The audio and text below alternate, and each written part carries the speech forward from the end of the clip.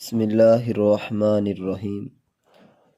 دوستو، نزلہ اور زکام کا وظیفہ۔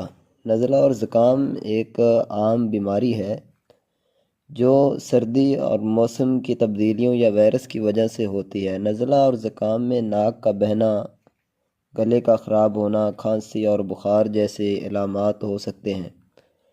اسلامی روایات میں نزلہ اور زکام کے علاج کے لیے آپ کو بہت ہی خاص، بہت ہی زبردست قرآن پاک سے ایک عمل بتانے والا ہوں۔ اگر آپ کو یا آپ کے گھر میں کسی کو بھی نزلہ ہے، زکام ہے، کوئی بھی اس طرح کی موسم کی تبدیلی کی وجہ سے بیماری ہے، تو انشاءاللہ یہ وظیفہ جو بھی آپ کو میں بتاؤں گا، اگر یہ وظیفہ آپ اس پر عمل کرتے ہیں تو انشاءاللہ اللہ نے چاہا تو آپ کو بہت ہی زیادہ اس کے فوائد حاصل ہوں گے۔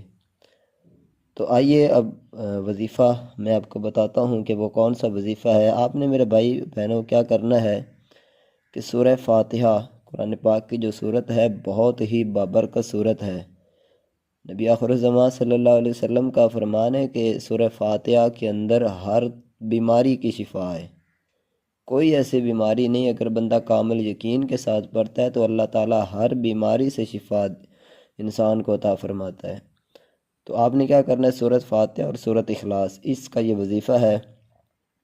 روزانہ 3 بار سورہ فاتحہ اور سورۃ اخلاص پڑھ کر اپنے جسم پر آپ نے دم کرنا ہے، ٹھیک ہے۔ میں آپ کو مزید طریقہ آسان کر کے بتا دوں کہ سورۃ فاتحہ اور سورۃ اخلاص، ان دونوں صورتوں کو روزانہ 3 بار پڑھ کر اپنے جسم اور خاص طور پر سینے اور گلے پر دم کریں۔ آپ نے اس عمل کو مسلسل، کوئی ناگہانی نہیں کرنا، 7 دن تک کرنا ہے۔ 7 دن تک مسلسل سورہ فاتحہ 3 دفعہ، سورۃ اخلاص 3 دفعہ پڑھ کر اپنے گلے اور اپنے سینے پر جو ہے وہ دم کریں۔ انشاءاللہ اللہ کے فضل و کرم سے، اللہ کی رحمت سے 7 دن کے اندر آپ کو انشاءاللہ شفا ملے گی۔ تو مجھے امید ہے کہ آپ کو یہ عمل پسند آیا ہوگا۔ ایک بہت اہم بات آپ کو بتاتا چلوں کہ یہ جتنے بھی وظائف ہیں، ان میں اگر آپ کامیاب ہونا چاہتے ہیں تو نماز کی پابندی کریں۔